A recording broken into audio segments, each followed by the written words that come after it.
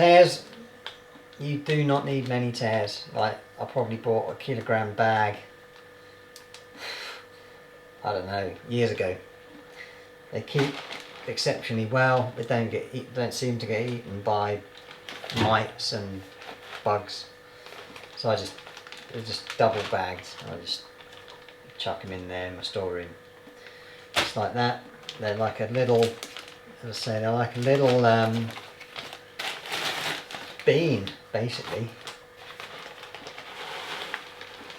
Get a few out. So what I'll do, I'll take a few out. You really don't need many of these. The chances are you will catch fish on them, but you probably won't catch fish on them all day. When there's a lot of fish competing in your swim and they're rushing around just grabbing everything, tares are quite a good bait. When they're being a little bit more sophisticated in their feeding, they tend not to take tares so readily, although you can have nice little runs of fish on them. So it's always worth trying them every now and again. If it slows down on the hemp, whack a tare on. You might have a quick succession of perhaps 3 better stamped fish, and then they'll go dead again, and change back onto the hemp, or try a bit of wheat. It's all about chopping and changing really, and the fish will tell you what they want. You know, they will tell you what depth to fish at, and that dictates your shotting pattern and things like that, and they'll tell you what bait they want. You'll just know. Pull a few of these out. What I tend to do is cook a little batch up that's going to then be split up and put in little pots. You know, the little pots that sort of soft pellets come in. I just buy them by the 100 and then make little portions of tares which go in the freezer, and I just take one of those with me. Don't use them all, they go back in the freezer. Freezing and thawing is quite good for tares as well, because that actually helps to continue to soften them, and that's really the key to preparing tares, is to be able to get the inside of the seed. That was a bit odd, don't know what happened there. Where was I? Yes, with tares, the important part of cooking them is to get the inside soft without splitting the skin. So essentially, when you squeeze them, you don't want them to like pop, the skin split open and the middle bit stay whole and sort of ping off over there. You want the whole thing to just squash, and for that reason I don't boil them, I actually cook them in the microwave. It's a little bit of a laborious process in that you kind of zapping them for a while and then letting them rest for a while, back and forth like that. But I've just found that's the best way of doing it. Wheat, similar prospect. Again, bought a little bag, I think it was like duck food or something, kilogram, whatever, a couple of quid. You can actually boil this.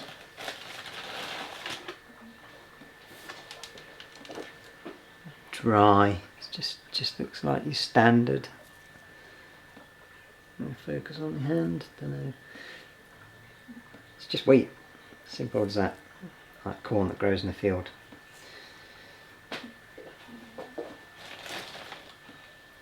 Again, you don't need loads, they're not going to feed on it all day. It's likely that you'll get little runs of fish on it, and they're normally quality fish as well. But what I've got in my hand there 50-60 grains is probably enough for a day. Do a little bit more. Do one big handful per portion of hemp, so it's 5. Do 5 handfuls. So 3, 4, 5.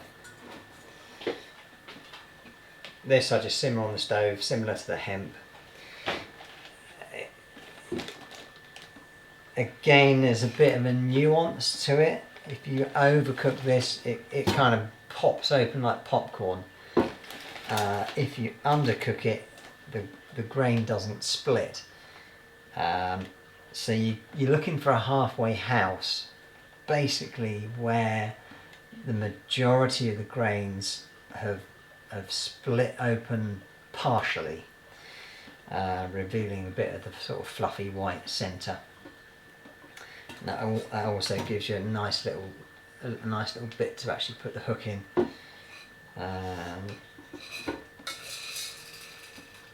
If they're undercooked, they're just going to be hard. They're going to be hard to hook. You're going to miss bites. So I'll pop them on the stove. You don't need to add anything to these at all. If you want to, you can add essential oils. You can add sugar. I'm not going to bother. Got a couple of sunflower seeds in there that we won't be needing. Get rid of them. Right, so I'm just going to bash them on the hob on a simmer. I've boiled the kettle. The kettle's just going straight in the top. It's a bit like cooking rice. I couldn't tell you how long it's going to take. I'm just going to keep checking it until it's done, and then when it's done I'll show you the sort of result you need to look for. Tares, again, I'm going to top this up from the kettle, and then I'm going to put an iron sulfate tablet in there, and you can just buy these off the internet, the iron tablets. They make the tares change from this kind of mid-brown colour to almost black, so it looks more like the hemp. Well, it is going to, they swell up considerably actually, so they'll more or less treble in size, and it tends to be the smaller tares that catch the fish, although you can use the bigger ones to seek out the larger fish if they're there. Right, those are iron tablets.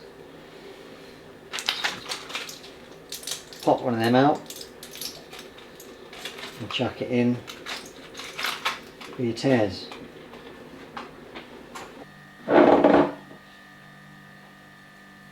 One-third tares, 2/3 water, iron tablet.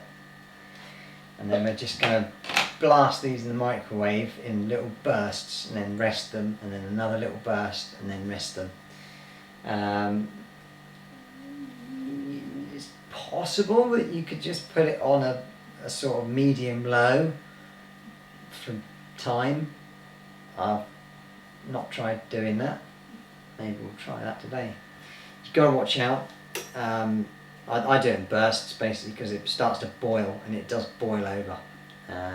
Fill your microwave with like stinky tare juice.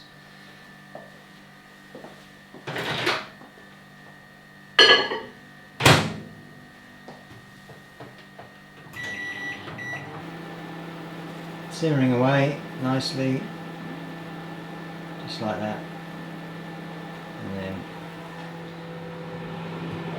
wash the tares in there for a minute and a half. Oh bloody hell, they're overflowing. Ooh. Right, so you see what I mean. So there's a bit of jeopardy involved with doing tares in the microwave, but it does produce the best bait. Okay, just do a little recap. We're giving the tares 30-second blasts at the moment in the microwave, so they're a bit lively, and then I'm resting them for about a minute, and then another 30-second blast.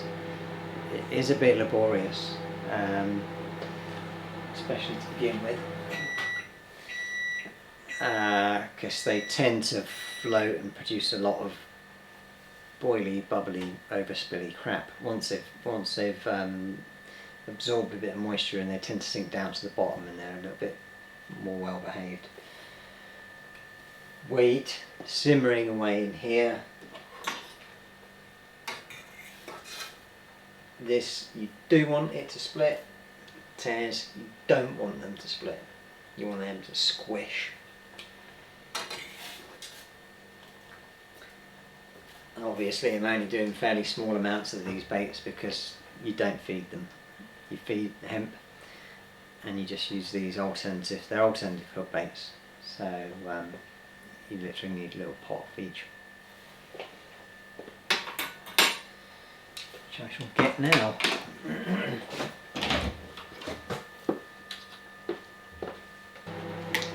They're little pots I use. I don't know what they cost. 40p or something, maybe cheaper than that. They're just like soft pellet pots with a little snap lid. What I'll probably do with these baits is split them into 3 lots, simply because they really don't mind being defrosted and frozen again over and over and over again. I don't want to clutter up my freezer with tons of these, so we'll just do sort of 3 lots.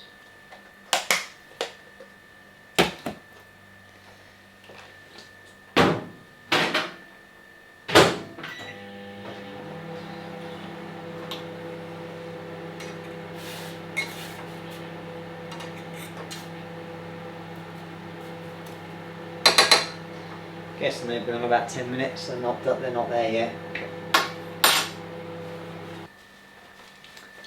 Right, let's show you this out. Look at how black that iron makes the tear and tear waters.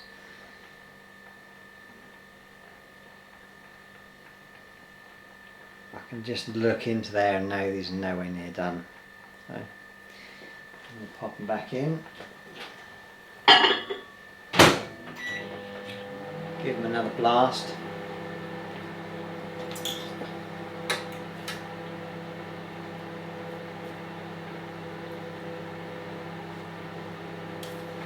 Wheat's starting to swell up, starting to get a few kind of early splitters. Don't worry about them too much. You're looking to get the sort of majority of those into good condition. Some are just going to go and some just won't split.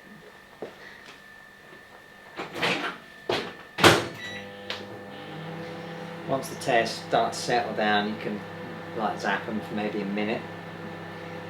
I don't quite know how to turn the power down on this thing, so I can't put it on a medium. If I knew how to do it, I'd probably be doing that. I'd given them longer blasts on a medium heat rather than short minute on high. And the thing about fishing hemp is, on its day, it's an unbeatable method of fishing. That's basically why I do it. I enjoy the sort of finesse and intricacy of it, and you catch bigger fish and potentially catch more fish if they're on it, and you're fishing against some guy who's perhaps fishing maggot. You're probably going to catch more than him. Doesn't always work. Some days, you know, iffy hemp days where you catch a few, but another method is far better. It's quite often the case in winter.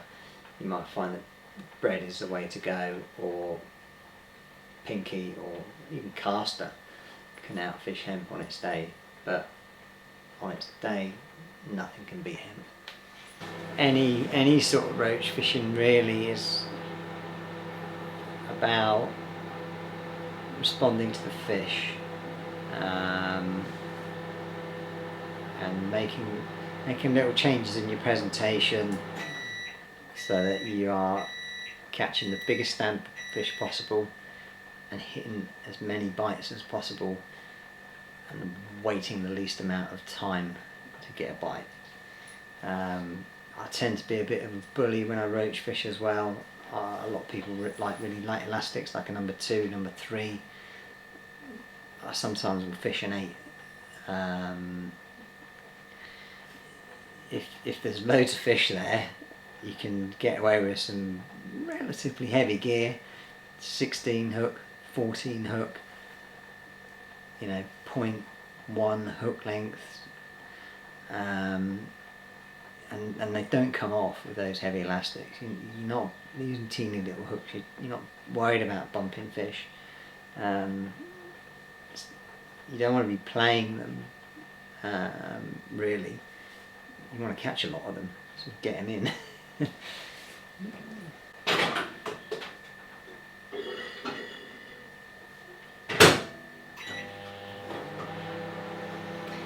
It's different if you're scratching about on the canal and that one big roach you catch on caster or something is going to make up 30 of weight. Yeah, by all means, use fine gear and light elastics, because you do definitely want to land that fish, and you do definitely want to get that bite, which you might not get on heavier gear. But basically I like bagging roach, so use pretty heavy stuff.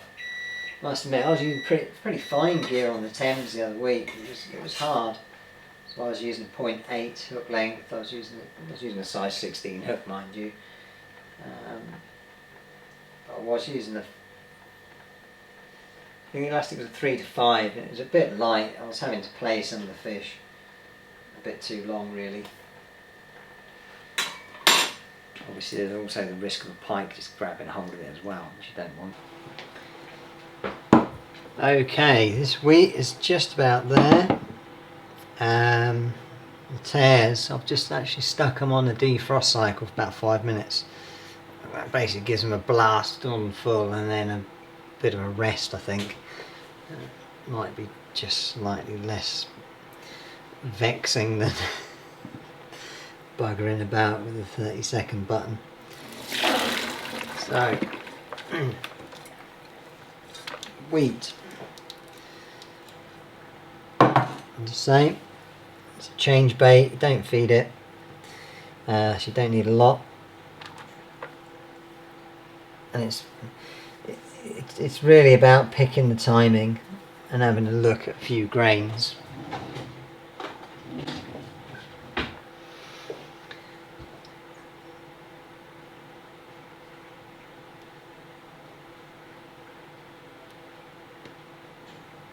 Most of these, it's difficult to see, but most of these they've just started to split.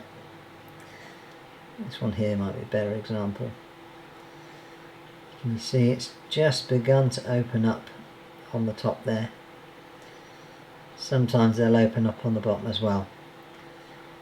But you can just nick your hook in that little fluffy white kernel and then pop it out the side of the skin of the bait. Here's one that's, no, I lost him.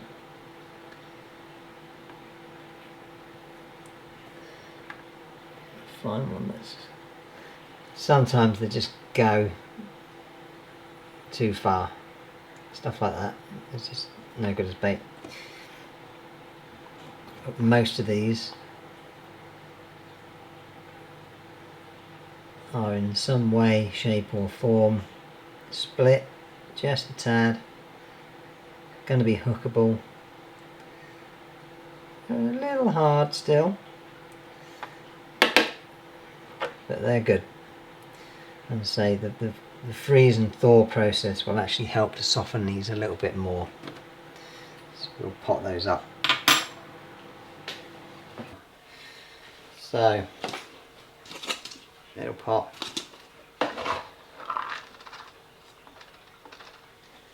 one,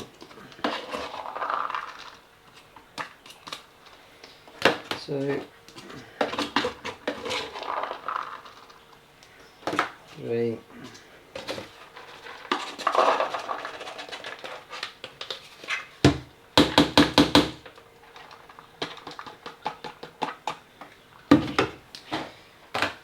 Four. All pretty equal. Loads in those. They're going to be good for 3 or 4 sessions each. No problem.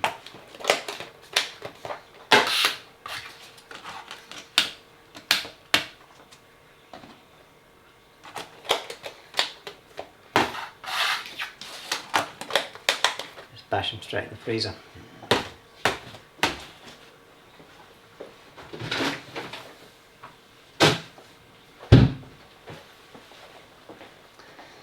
And have a look at the tears. Get in there. I'm going to give them another 5 minutes on defrost.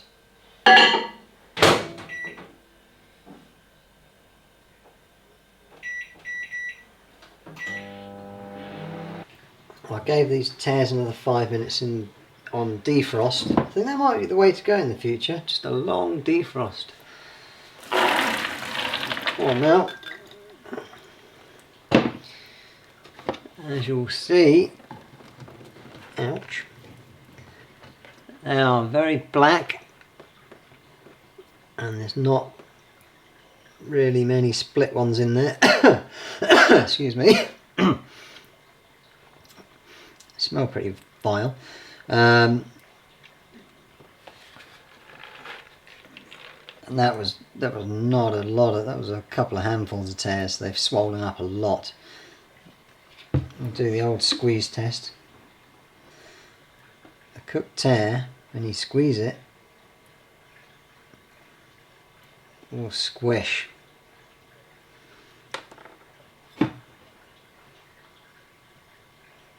Will squish. It won't split apart and pop open.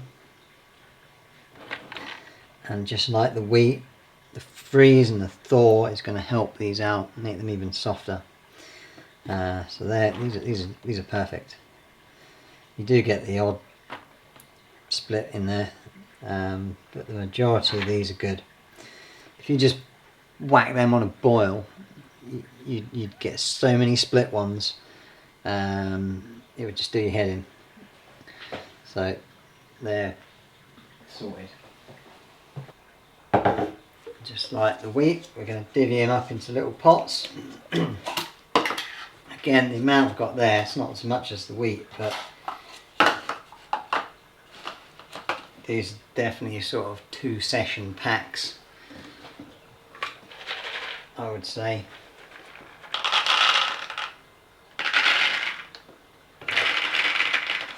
Try and get them roughly equal.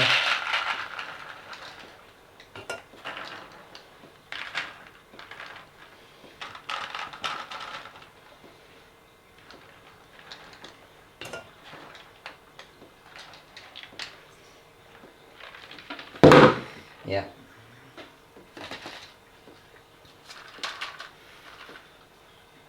So, see, there's not a lot in there. There's only a centimetre covering the bottom of that little tub, but that's 2 for sure, possibly 3 sessions.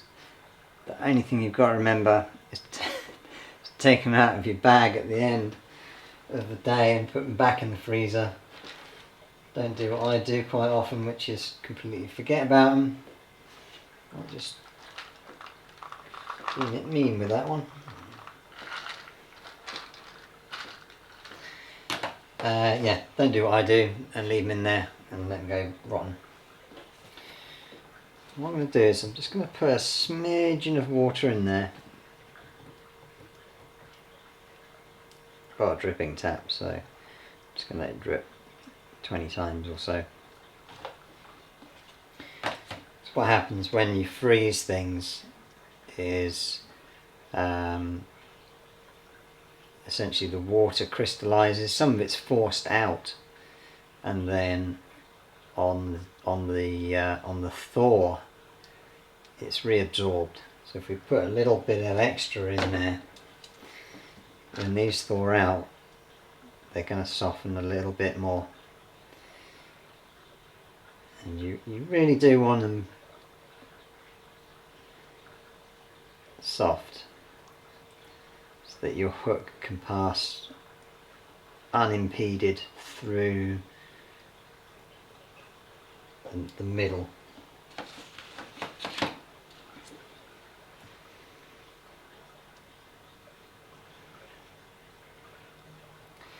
There is another thing I've seen recently which is called, I ate it the other day, it's called black barley. It's very similar to wheat. It's a bit smaller than wheat, and it's a brownish, reddy brown colour. It's not easy to get hold of. You can buy little packets, 100-gram packets, which is probably enough, you know, for 4 sessions or so. But to buy any sort of amount of it is extremely expensive. It's a fairly new sort of trendy superfood type thing. Originally from Ethiopia, I believe, but now it's been commercially grown in the States.